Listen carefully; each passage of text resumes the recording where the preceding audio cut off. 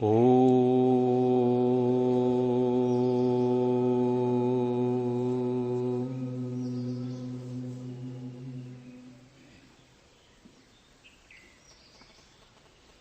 धर्म प्रेमी सज्जनों, शुक्र नीति 21वां दिन। आचार्य शुक्र राजा के विषय में कहते हैं कि किस राजा को प्रजा छोड़ देती है,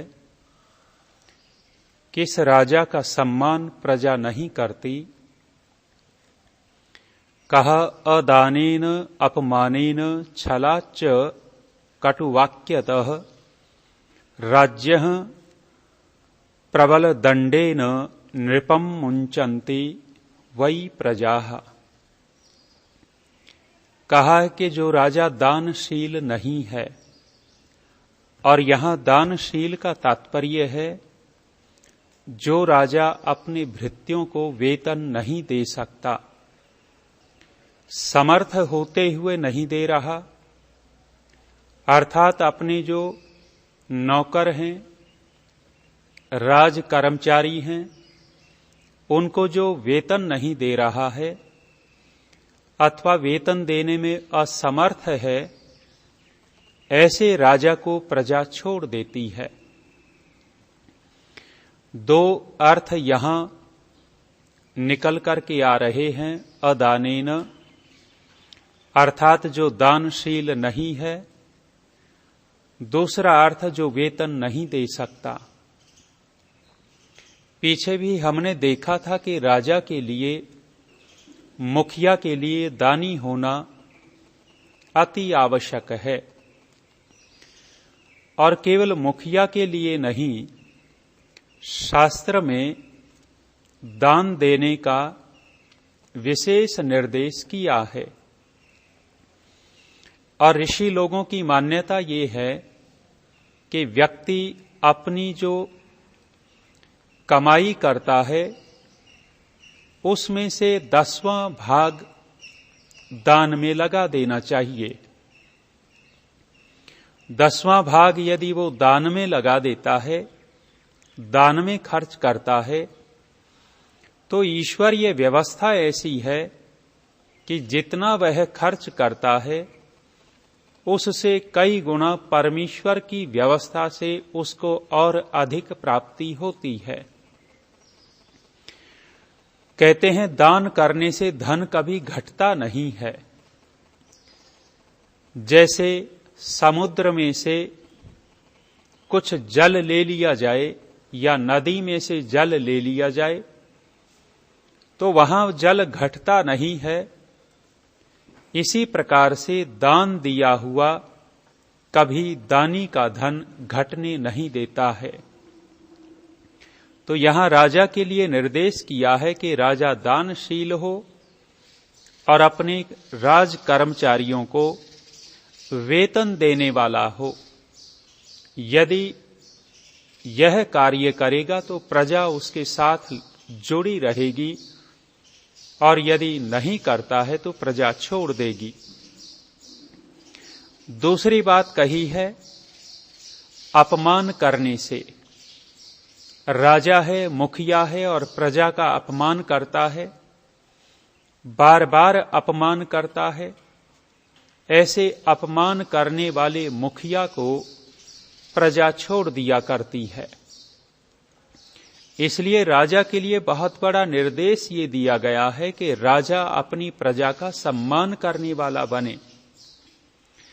आज की राजनीति में यदि हम देखते हैं, नेता लोग चुनाव लड़ने से पहले, चुनाव जीतने से पहले बड़ी सरलता रहती है, प्रजा का सम्मान बहुत करते दिखाई देते हैं, हाथ जोड़े घूमते हैं, लोगों के पैर तक छू लेते हैं।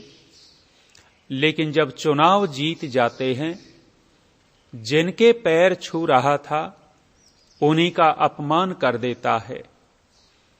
यहां कहा है कि मुखिया अपमान करने वाला न हो, मुखिया अपनी प्रजा का सम्मान करने वाला हो। यदि अपमान करने वाला बनेगा तो प्रजा उसको छोड़ देगी। तीसरी बात कही है छल करने से। यदि राजा छल करता है, प्रजा को छलता है, आज वर्तमान में तो लगभग छली नेता बैठे हुए हैं, यदि इनकी बातों के ऊपर विश्लेषण किया जाए तो कितना छल होता है। बाहर से कुछ और होते हैं, अंदर से कुछ और होते हैं। वर्तमान की इन राजनीति के ऊपर व्यंग किया किसी ने, वर्तमान के इन राजाओं को लेकर के, नेताओं को लेकर के व्यंग किया, और मुख्य रूप से भारतीय राजनीति, भारतीय नेताओं को लेकर के। कहते हैं कि एक दंपति समुद्र के किनारे बैठा हुआ था, अचानक समुद्र की लहरों में से एक बोतल लुढ़कती हुई आ गई। जब बोतल आई, लहरों के माध्यम से दंपति के पास आकर के गिर गई। कहते हैं कि जब दंपति ने उस बोतल का ढक्कन खोला तो एक बहुत बड़ा जिन उसमें से निकला। ये काल्पनिक कथाएं हैं, लेकिन फिर भी लोगों ने कल्पना के आधार पर कहीं न कहीं व्यंग किया। कहते हैं कि जब वो बहुत बड़ा देवता उसमें से निकला, निकलते ही दंपति को कहा कि मैं तेरा गुलाम, और जो कुछ कहोगे वही मैं करूंगा, और खाली मत बैठने देना, यदि खाली बैठा दिया तो तुम्हें ही कुछ कर डालूंगा। कहते हैं दंपति को बहुत सारे काम करने थे, सारे काम बताते चले गए और तत्काल काम होते चले गए। अब वो निठल्ला था तो कह दिया कि काम बताओ, नहीं तो तुम्हारा ही नाश करूंगा। कहते हैं दंपति ने उस जिन को काम दिया कि इस भारत देश में से एक ईमानदार नेता ढूंढ करके ले आ, और कहते हैं कि जिन गया तो लौट करके नहीं आया दंपति के पास। व्यंग किया गया कि यहां ईमानदार राजा नहीं रहा। यदि राजा ईमानदार हो, राजा छली कपटी न हो, तो प्रजा उससे जुड़ी रहती है। चौथी बात कही है कटु वाक्य बोलने से। कटु वाक्य अर्थात जो राजा कड़वा बोलता है, गलत बोलता है, कठोर बोलता है, उस राजा का भी साथ प्रजा छोड़ देती है। और कहा है प्रबल दंड देने से। न्याय के अनुसार दंड दिया जाए ये ठीक है, लेकिन अपराध छोटा है और दंड बड़ा दे दिया जाता है, ऐसा राजा भी नाश को प्राप्त होगा, प्रजा उससे जुड़ी नहीं रहेगी।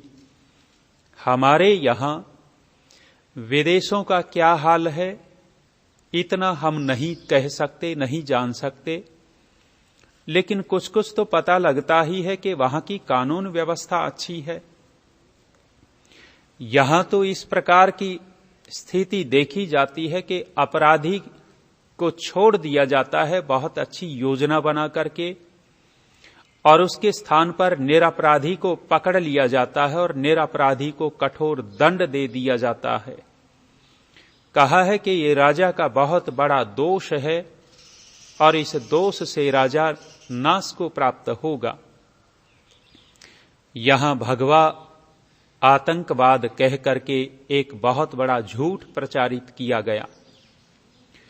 आतंकवाद तो आतंकवाद है, लेकिन नाम दे दिया भगवा आतंकवाद, और उसके अनुसार बहुत सारे सन्यासियों को जबरदस्ती पकड़ा गया, जबरदस्ती किसी न किसी कांड में फंसाया गया, फंसा करके उनको बड़े बड़े दंड दिए गए, यातनाएं दी गई। जब इस प्रकार का होता है तो उस राजा का नाश अवश्य होता है जो निरपराधियों को कठोर दंड देता है। इतनी सारी बातें आचार्य शुक्र ने कही और आगे निर्देश कर रहे हैं कि किस राजा की सेवा प्रजा नहीं करती है। कहा अति भीरुम अति दीर्घ सूत्रम चाति प्रमादिनम व्यसनात् विषयाक्रांतम न भजन्ति नृपम प्रजाः। कहते हैं कि जो अत्यंत डरपोक भीरू राजा होगा उस राजा की सेवा प्रजा नहीं करेगी, उस राजा का सम्मान प्रजा नहीं करेगी। जो राजा निर्भीक होता है, बलशाली होता है, बलम उपास्व, बल की उपासना करो, और सब कोई बलवान का साथ चाहता है, बलवान के साथ बैठना चाहता है, कमजोर के साथ कोई नहीं लगना चाहता।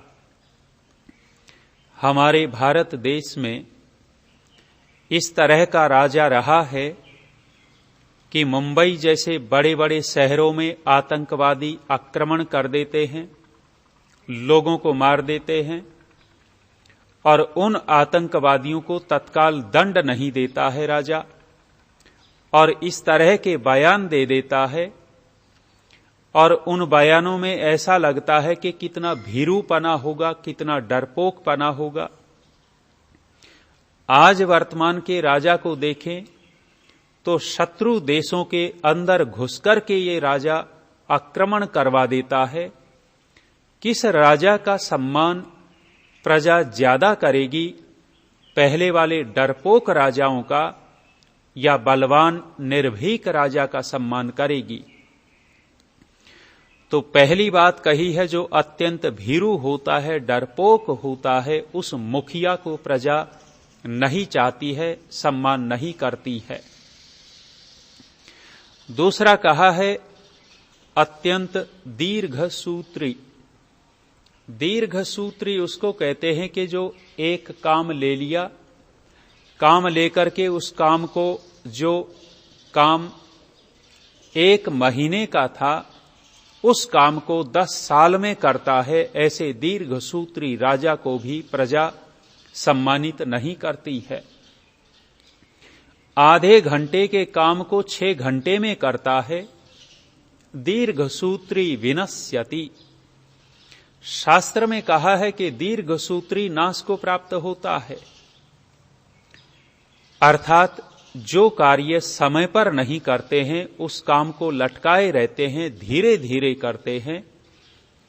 तो राजा को ऐसा होना चाहिए, क्योंकि उसके पास ताकत है, उसके पास संसाधन है, उसके पास कर्मचारी बहुत हैं, काम को राजा बहुत जल्दी करवा सकता है। लेकिन जो राजा कार्य को बहुत धीरे धीरे करने वाला होता है, उस राजा को प्रजा छोड़ देती है। अगली बात कही अत्यंत प्रमादी। प्रमादी, प्रमादी के 2 अर्थ निकलेंगे। एक अर्थ निकलेगा प्रमादी का, जो काम नहीं करना चाहता, बैठे रहना चाहता है। हवन हो रहा है, क्या जरूरत है हवन में जाने की, वहीं बैठे रहने की इच्छा होती है। ये प्रमादपना है। और प्रमादी लोग कभी सुख को प्राप्त नहीं होते हैं। अपने काम को जो स्वयं नहीं कर रहे, उतना प्रमाद है। समर्थ होते हुए, शरीर बलवान होते हुए, बलवान शरीर है, शरीर के अंदर सामर्थ्य है, और तब काम नहीं कर रहे, तो ये भी एक प्रमाद का लक्षण है। तो प्रमादी और आलसी लोगों का, प्रमादी लोगों का कोई सम्मान नहीं होता है। महात्मा आनंद स्वामी प्रमादी और आलसी लोगों के बहुत किस्से सुनाया करते थे अपनी कथाओं में। कहते हैं कि 2 आलसी लोग पेड़ के नीचे लेटे हुए थे। आम का पेड़ था, ठंडी छाया थी। कोई राहगीर, कोई यात्री, कोई पथिक जा रहा था। जब इन पड़े हुओं को देखा, इनके पास में बहुत ही पका हुआ रसीला आम गिरा पड़ा था। उस चलते हुए यात्री ने कहा कि मूर्खों, कितना मीठा आम तुम्हारे पास पड़ा है, इसको खा नहीं सकते? एक प्रमादी ने कहा कि मैंने कहा था इसको कि तू आम उठा करके मेरे मुंह में निचोड़ दे। इतना आलसी के दूसरे को कह रहा कि मेरे मुंह में निचोड़ दे। वो दूसरा भी बोल पड़ा कि मैं कैसे निचोड़ दूं, जब कुत्ता मेरे ऊपर पेशाब कर रहा था तो इसने नहीं हटाया था। अब दोनों का प्रमाद देखें कि दूसरे के ऊपर कुत्ता पेशाब कर रहा और वो कुत्ते को तक को नहीं हटा रहा। ये व्यंग किए जाते हैं प्रमादी आलसी लोगों के ऊपर। प्रमादी व्यक्ति का सम्मान नहीं होता। एक अर्थ प्रमादी का होता है असावधान, अर्थात जो सावधान नहीं रहता, ये अर्थ उस प्रमादी का किया है। तो जो असावधान राजा होता है, उस असावधान राजा का सम्मान उसकी प्रजा नहीं करती है। राजा को बहुत चौकन्ना रहना पड़ता है। कौन उसके देश में षड्यंत्र रच रहे हैं, कौन शत्रु देश उसके ऊपर आक्रमण करना चाहते हैं, कौन देश के अंदर बैठे हुए ही देशद्रोही देश के विनाश की योजनाएं बना रहे हैं। यदि राजा सावधान रहेगा तो इन सब को पकड़ेगा और इनके कार्य सिद्ध नहीं होने देगा।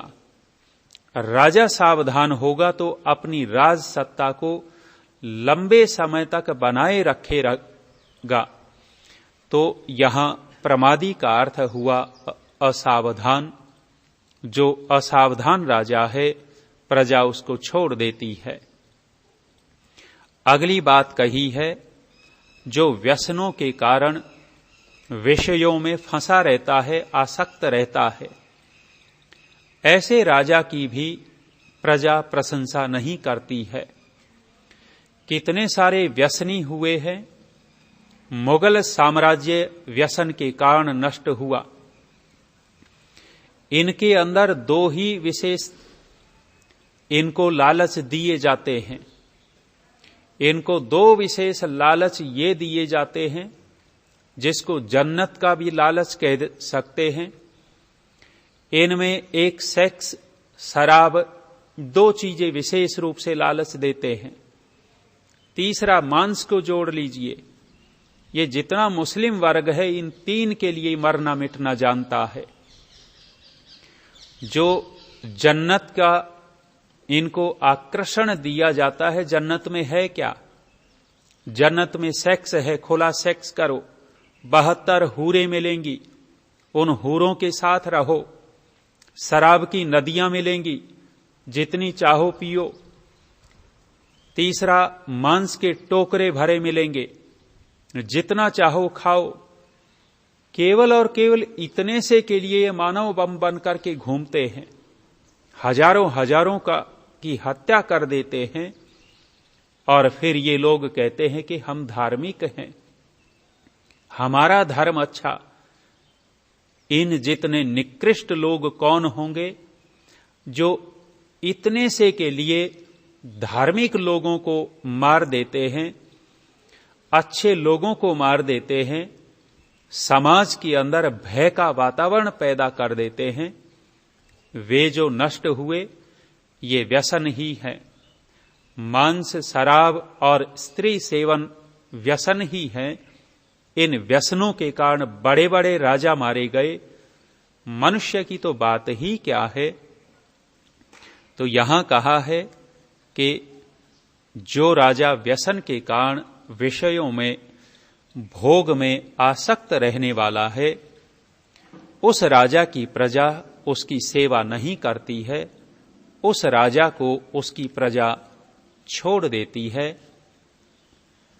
महर्षि दयानंद जी ने छठे समोल्लास के अंदर राजनीति का ही विषय लिखा है और ऋषि दयानंद जी ने इस शुक्र नीति को राजाओं को पढ़ने के लिए विशेष निर्देश दिया है।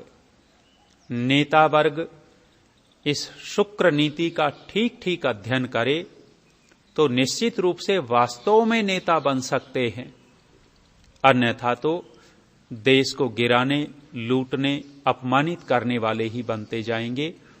विराम देते हैं। ओम शांति।